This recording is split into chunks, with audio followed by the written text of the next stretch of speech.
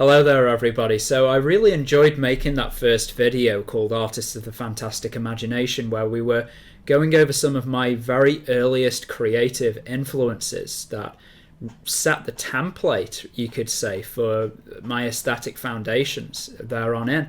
And we were looking at artists such as Roger Dean and Patrick Woodroffe and Rodney Matthews, of course. All of these artists that in their own unique and very idiosyncratic way spoke the language of the fantastic imagination. And I want to develop on that today by exploring a few more artists whose work is equally as evocative and imaginative as any of these other artists, but they have usually occupied the territories of illustration and comic book media. And I want to get that process started straight away by looking at an absolutely incredible French illustrator called Moebius.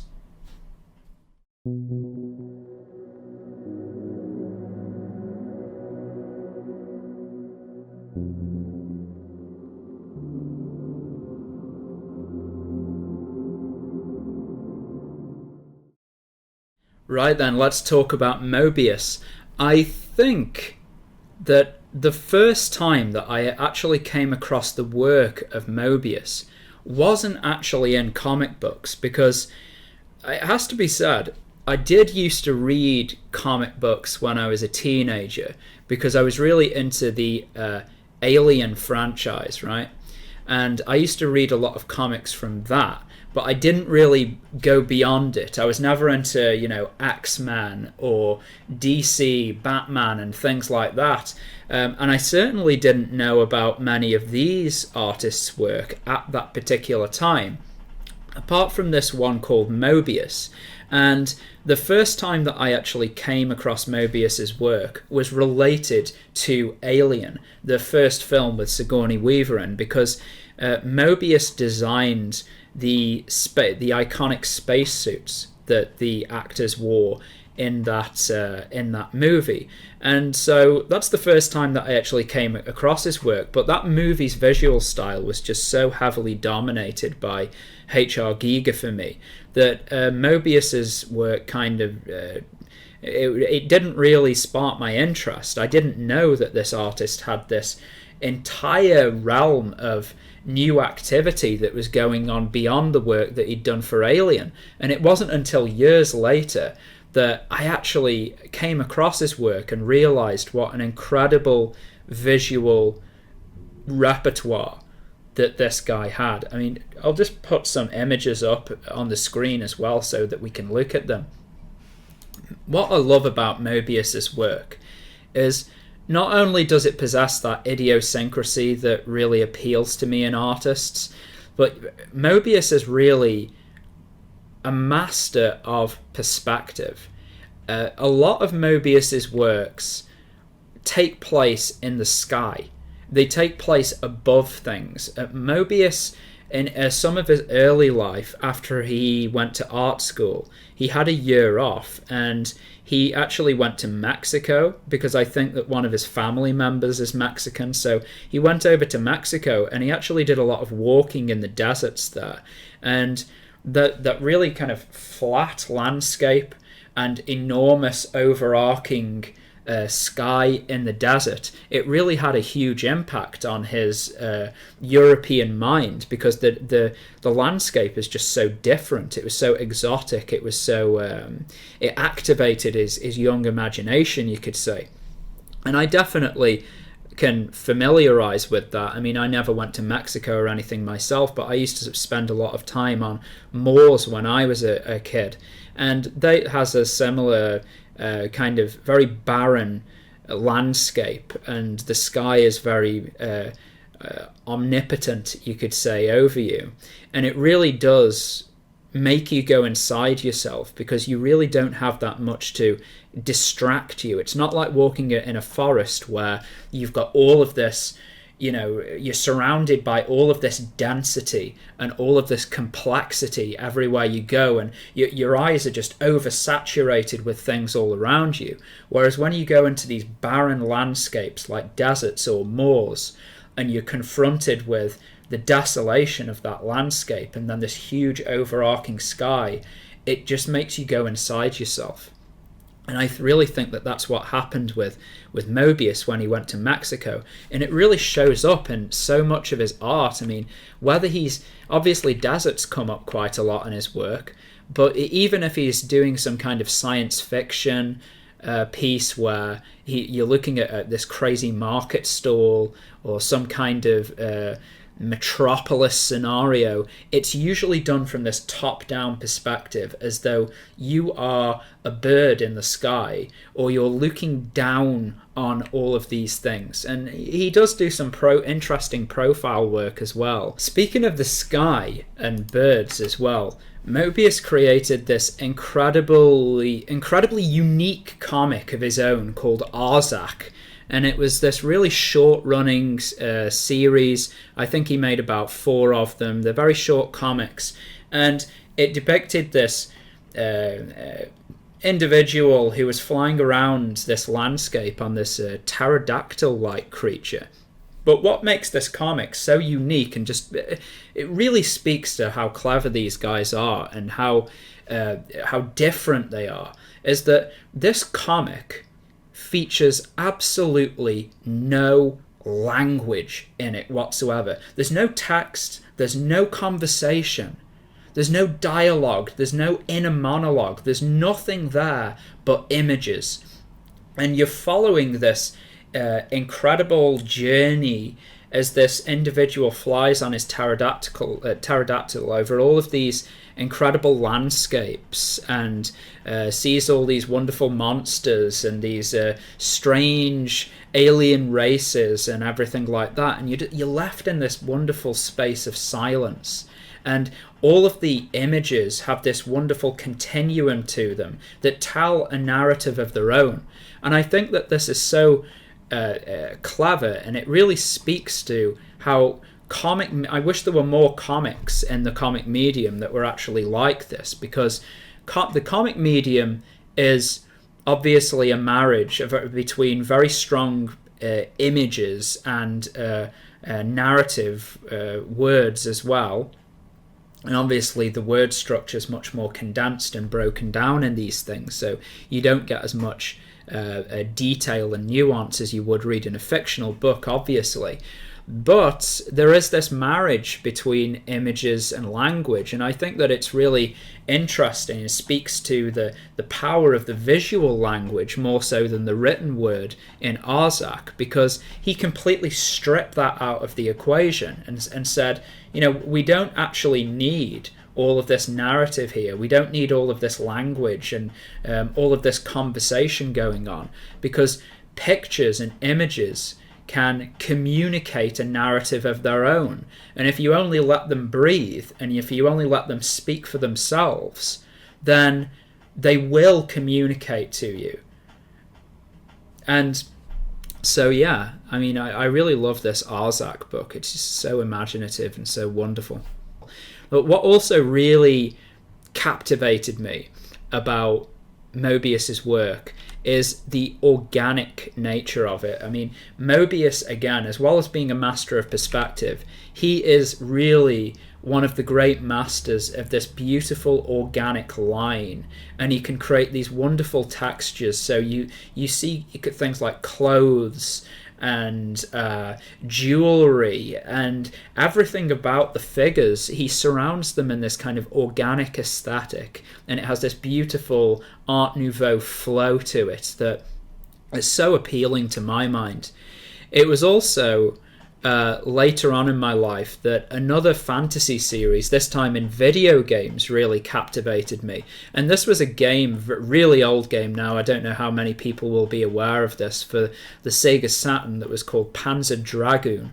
And Panzer Dragoon is by Sega, and it is heavily influenced by Moebius's work, even so much that they actually invited him to do some concept work for the game, which I'll put up on screen here.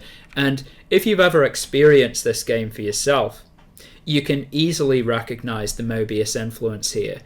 It is heavily organic. It has this beautiful kind of flow to it. All of the enemies and even the technical parts, like the industrial machines that are in this imaginative world, they all possess this wonderful flowing organic aesthetic. And I've never seen anything in my life that is as unique as this in gaming, and we can thank Moebius for that, for really helping these guys out with their visual style. So yeah, that's the first artist that I wanted to talk about with Moebius. And now we're actually going to talk about another artist called Philippe Druillet.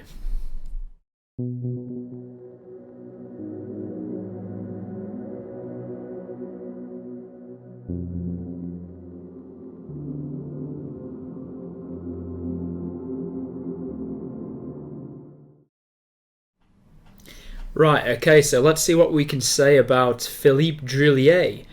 Druillet met Moebius at a certain point in Moebius's career. Moebius had been working for this French magazine doing Western comics, and I can't for the life of me remember what it was.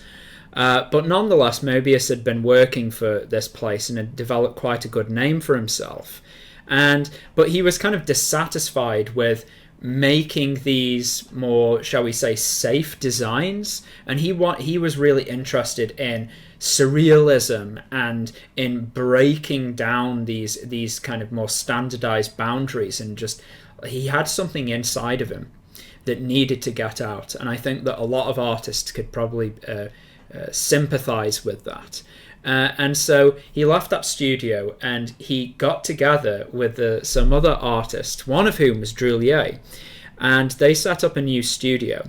And they decided, I think originally they were actually trying to commercialize themselves by doing these more safer designs, but very, very quickly they decided that they would specialize in fantasy and science fiction only. That's the only thing that they were going to do. And you have to realize, like, back then, during the kind of 70s and stuff, that was around the right time where these things were actually starting to come to prominence. And they set up a magazine of their own called Metal Hurlant, which was renamed in the West as Heavy Metal Magazine. And one of the reasons why they set this up is obviously because they wanted to popularize these kind of imaginative art styles in France, and they also wanted to use this magazine as a way of advertising their own work. But they also, I think, had a very noble intent with it as well, in the sense that they wanted to use it so that other artists, all these unknowns out there in the culture, because this was, remember, this is like pre-internet. There's no Facebook, there's no DeviantArt, there's no online portfolios and galleries that you can use. There's none of that whatsoever. So it's all word of mouth, and it's still quite underground in these kind of French fantasy realms. And so, they set up this magazine to act as a showcase for the best and the brightest that Europe had to offer. And he got together with some of these artists. Like I said, one of them was Philippe Druillet, who was a bit younger than Moebius. But if you actually look at some of his work, it's not inferior. Druillet, I almost see this guy as kind of like the ugly cousin of Moebius, because he obviously has this wonderful ability with the line work. But whereas with Moebius, how he has this great Art Nouveau flow, with Druillet, his lines are edged. There's a geometry to them that's quite more angular, that's more spiky. And he depicts a lot of these incredible worlds of impossible castles. He was really influenced a great deal by the literary work of H.P. Lovecraft, who is probably somebody who we ought to speak about in this channel eventually. But he created these incredible visions that were based off the work of Lovecraft, or heavily inspired by them anyway, of these dark, kind of foreboding other worlds, and these oh god, I'm looking at some of these now. This wonderful image of a woman here with all of this regalia, and it looks again quite organic, but there's this sinister aspect to it as well that just really is not present at all in the work of Moebius, which is much more welcoming. Drulier's work is a lot more dark. You've got these incredible beasts and these impossible armies and warriors who don't look very pleasant at all, surrounded by these void structures, and there's obviously a lot of cosmic motifs that are coming up here, probably through the influence of H.P. Lovecraft as well. And I have to say, being completely honest with you, I do have a great place in my heart for Moebius, but if you put a gun to my head and you made me choose between the two, I would actually choose Drulier, because I think that just he has a bit more of a darker edge, and I find more sumptuousness and some more interesting things to look at in his images that appeal more to my tastes. I think that a lot more people would probably be a bit more satisfied with Moebius, maybe a bit more put off with Drulier, but nonetheless, this is another absolutely incredible French illustrator from around the period, and his visual design work has had an incredible effect on me over the years. So yeah, that's Philippe Drulier.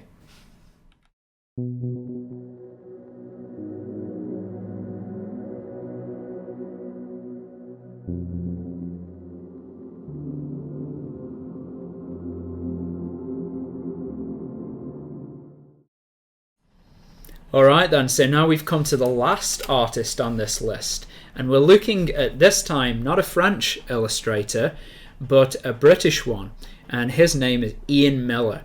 Now, I think I first came across Miller's work in some books by a company in this country called Games Workshop, and they used to sell these kind of Warhammer fantasy packs. It was like a tabletop role-playing stroke war game kind of thing. I think it's still around today, but I used to play this with a friend back when I was a teenager for a year or so, and one of the things that really drew me into this kind of fantasy world was in the rule books.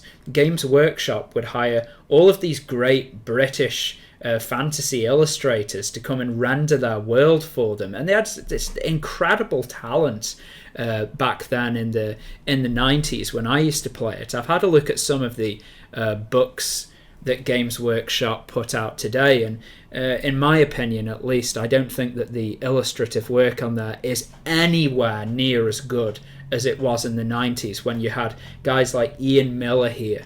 And Miller as well, I mean, what can we say about this guy?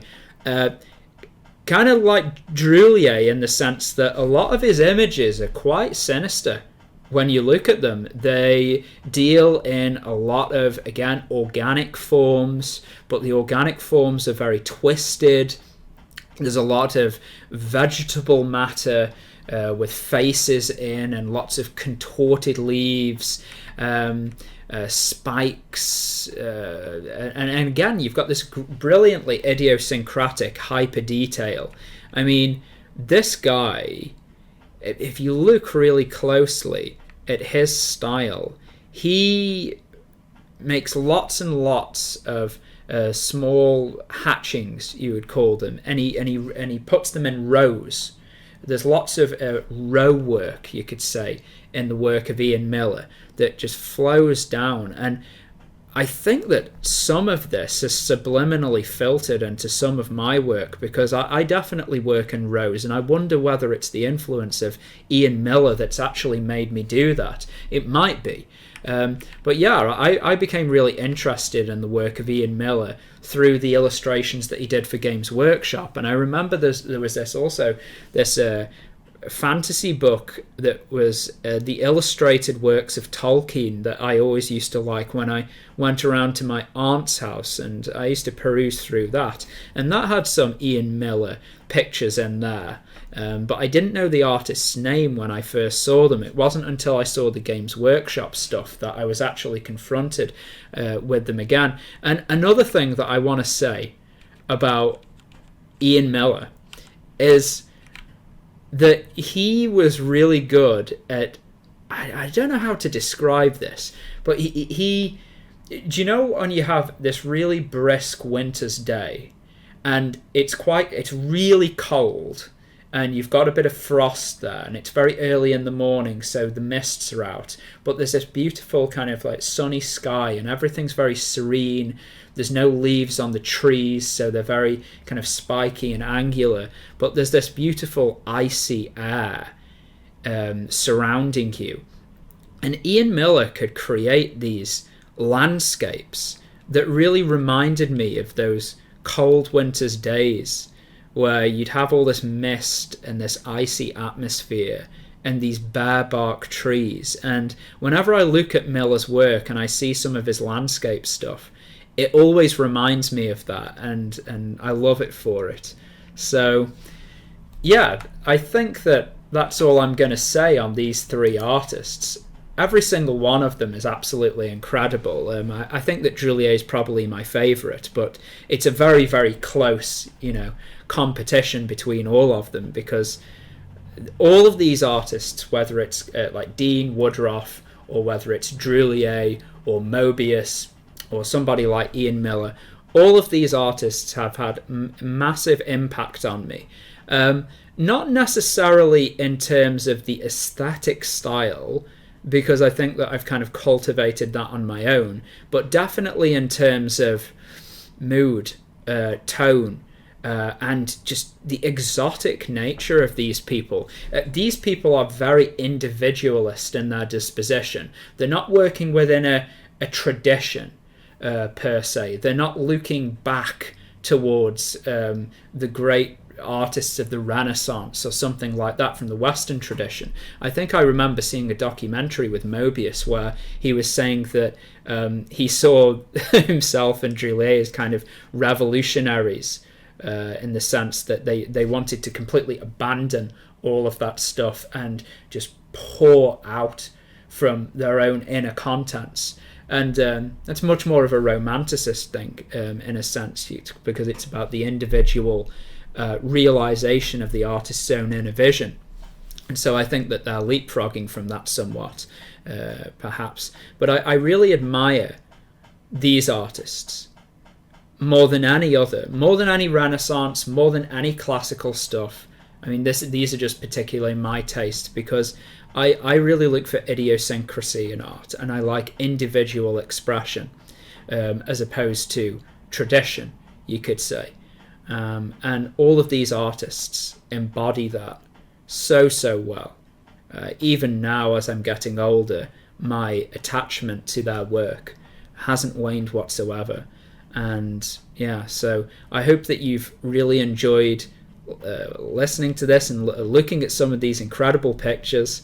I really like making these. There's probably another video down the line that I might make in 2018 regarding my creative influences, looking at some other strange artists down the line. But for now, I think that we'll call it a day and we'll close it here. So thanks very much for watching, and I'll see you again.